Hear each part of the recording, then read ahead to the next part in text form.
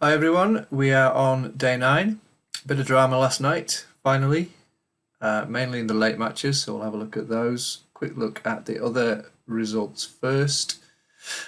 In the men's, Nishikori very comfortable, thought he might drop a set against Kohlschreiber, but he didn't. Djokovic threw comfortably in 3, and Cilic was comfortable after his 5-setter in the previous round. Didn't drop a set against Goffin. The ladies, Keys threw in 2. Sabalenka didn't serve particularly well. I think she had 8 double faults from memory. Lost the first set and did take the second, so gave us a nice trade there. But it was Osaka that came through in the third. Sabalenka was a breakup in that third set. Tsurenko fought well again. I was favouring her. Nice that she lost the first set and came back to take the second. And then on to the drama ones. We'll start actually with Sharapova. There we go. Against Suarez Navarro. Not good on serve at all. They actually both had 8 break chances in the match. Suarez Navarro took 6 of them.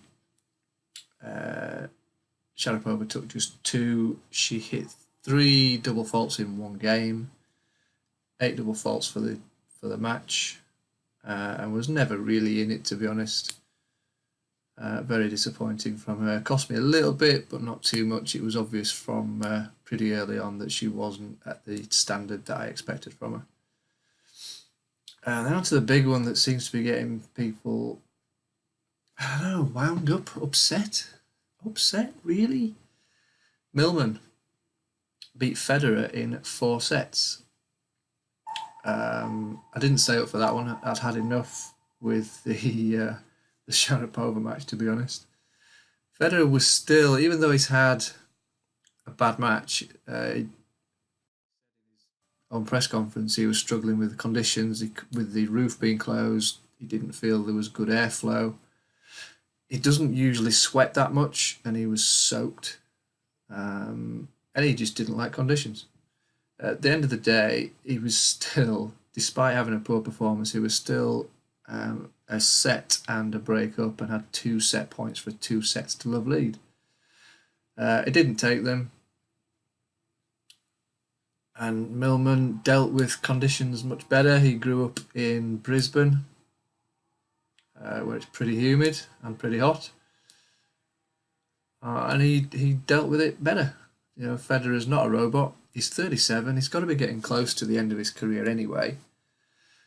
And tennis is one of the toughest individual sports out there. They've got to be so fit to last the intensity they need to play at the top of the game for hours on end. It just takes so much out of the body. And you have to be less able to do that as you get towards, I mean, it's approaching 40. I mean, a lot of people saying, oh, that he's finished now and it's time to retire. He's not far from retiring, he can't be. I don't imagine he's the sort of player who's going to be happy to continue as a top 50 player, getting maybe the odd tournament here and there where no one serious has entered it. He doesn't need the money. If he wants the tennis fix, there'll be plenty of exhibitions available to him. And personally, I think it would be a shame if he did continue. So much better to retire at or close to the top of the game. Just my opinion. I didn't stay up to watch the match, but I've watched a lot of it in YouTube videos, etc. And there's one I'm just going to play. Upset and then a letdown match. Then he'll either have to play Cilic or Nishikori. Got to give Djokovic the advantage there. So, Federer lost. Massive news. 4th round, one of his earliest exits since 2016. One of, not the, but one of. So, if Federer fans, if you need a helpline, you can hit me up on Instagram at @theslicetennis and message me there. I will be up all night answering your DMs and talking with you how to get through this in a mentally healthy way. Thanks, folks, for watching. how to get through this in a mentally healthy way. Give me strength.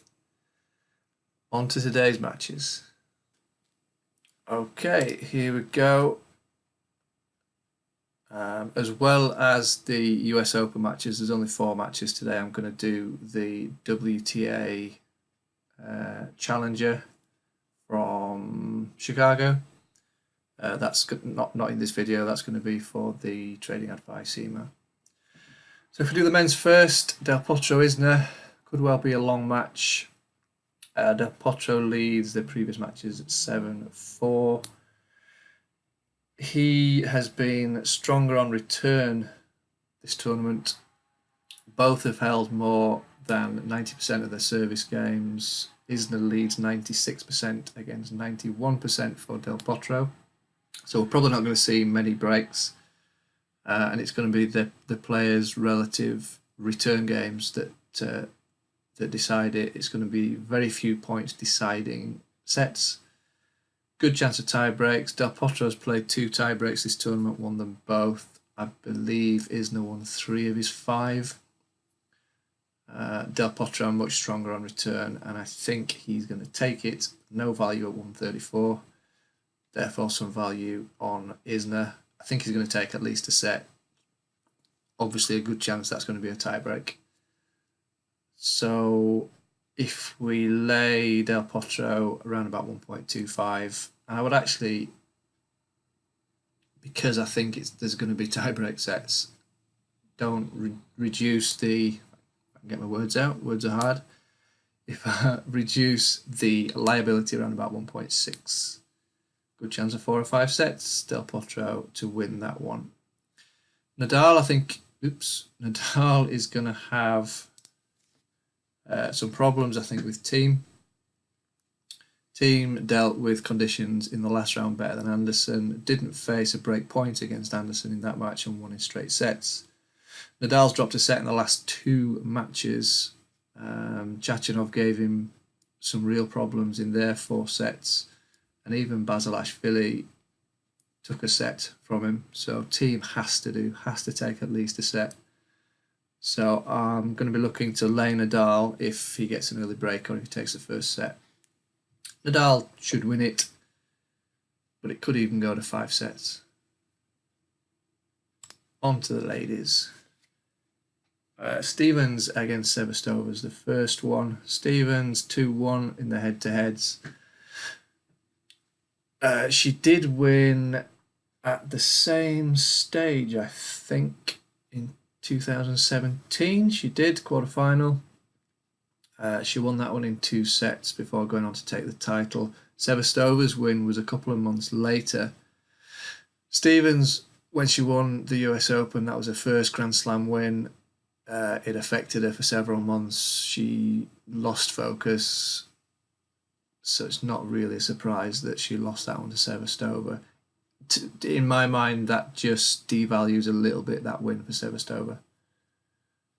So definitely favouring Stevens. She's been more focused than we've seen from her in quite a while.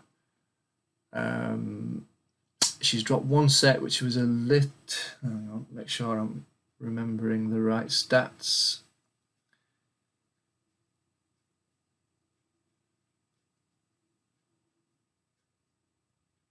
Yeah, she's dropped 1 set so far. She has beaten Mertens and Azarenka.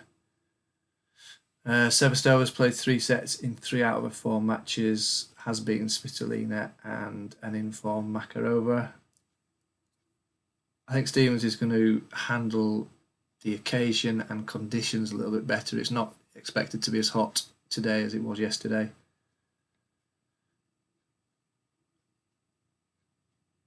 I'm going to wait until she gets broken or loses the first set before backing Stevens.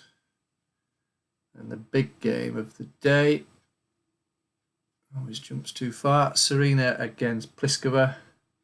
Head-to-heads 1-1. Pliskova won the last match, which was at the US Open. It was a semi-final in 2016. She won that in 2 sets. She hasn't dropped a set so far. She seems to lack a bit of focus in slams, although she's getting a little bit better recently. She's certainly looked better in this tournament. Hasn't really been under pressure. Williams had looked pretty comfortable. She had a pretty easy draw, to be fair, but then dropped a set against Kanepi in the last round. I see some value on Pliskova. I think she's going to take at least a set. She is ranked number 1 on hard courts. She should be able to handle the occasion, having beaten Serena already in a semi-final. This is just a quarter-final. And I think if Williams breaks early, it's got to be a lay. And if Williams takes the first set, I think that's got to be a lay. Good chance for Pliskova, and I think she takes minimum a set. And that's it for tonight's matches. I will see you tomorrow. Just on a serious note, if any of you feel that you need some help and support to deal with the disturbing loss for Federer last night, I want you to know that I am here all day on DM and email to tell you to get the hell away from me, you freak. It's just a tennis match. Get a grip. You're welcome.